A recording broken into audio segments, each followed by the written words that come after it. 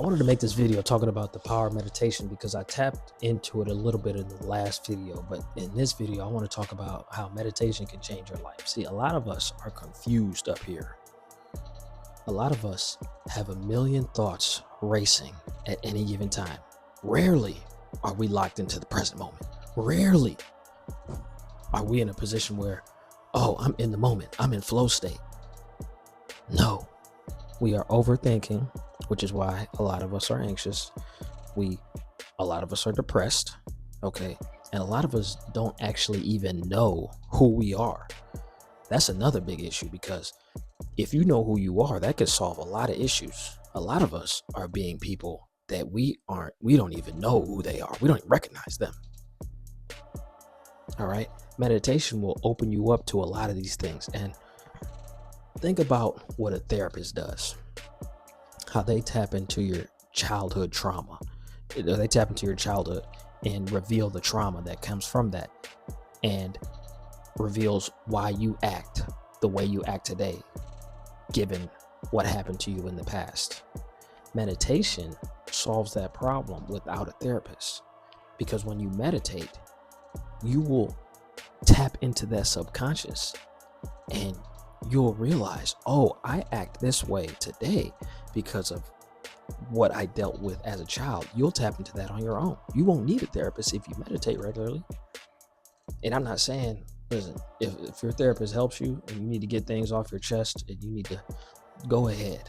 But I would strongly suggest that if you've never meditated before, tap into that practice. And I will say it's not easy. It's not easy to stop the flow of thoughts, but if you can get that current of thoughts under control in some way, shape, or form, meditation is a tool. I'm telling you. And there are different ways to meditate, but I'm just talking about the deep breathing, taking your attention off of your thoughts and onto something else. See, the process is not necessarily trying to stop the thoughts from coming, because that's impossible. With meditation, you want to focus on something else, which is a lot of times why they play that music, that healing music. They're like, the music will sound something like that. So you focus on the music, then all of a sudden you drift into a space where I like to call it the quantum realm, which scientifically it is, but I don't want to get into the science of it just yet because I don't want to bore y'all. All I'm saying is, if you need answers to life, meditate. If you want to know who you are, meditate. If you want to manifest, meditate.